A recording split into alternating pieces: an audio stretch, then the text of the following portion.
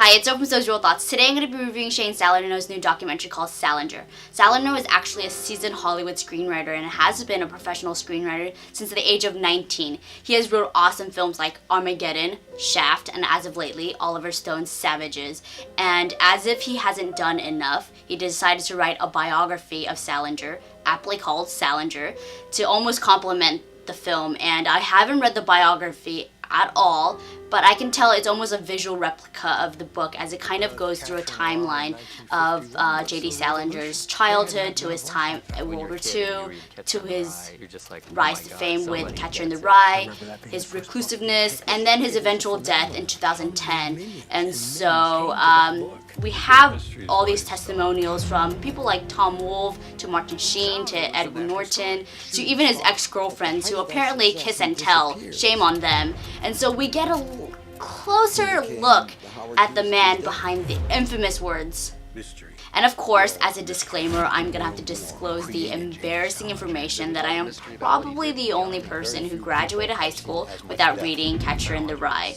Shame on me, I'm definitely gonna get to it. And so I kind of wanted to watch this documentary as an interested spectator and just wanted to get more information and learn more about J.D. Salinger. So if you are a huge fan, and most people are, this is almost an introductory course to his life, as there's nothing groundbreakingly new that's seen in the film besides never before seen footage of J.D. Salinger in the war, and that's probably the only interesting aspect to it.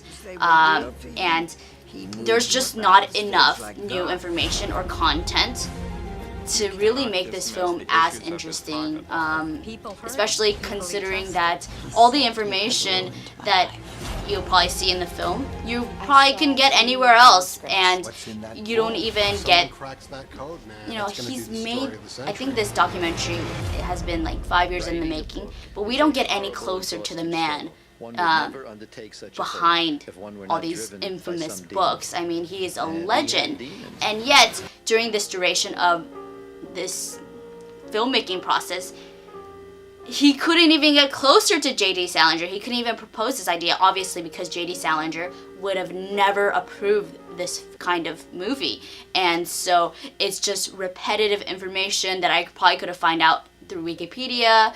The filmmaking is very lazy, and it's very much of a timeline. It's kind of something you watch in the History Channel, especially with these corny reenactments of J.D. Salinger's duplicate, whatever, going at it at the typewriter. And so it does have its bland moments, and it's not, structurally as a documentary, it's not very interesting, but I did get to learn a lot about J.D. Salinger, and there's just a lot of first person testimonials from these people that actually knew him. So we get a little bit closer to him, but not compared to other documentaries. This does not compare at all, and so I wouldn't mind. I actually recommend it. It's not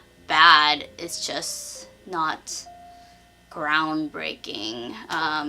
It's just a bunch of information that you can get anywhere else, but it's just all tied together in a little bow and presented to you. So if you're lazy and don't want to read his biography, you could just turn to this documentary and you'll be fine and you'll know everything about him.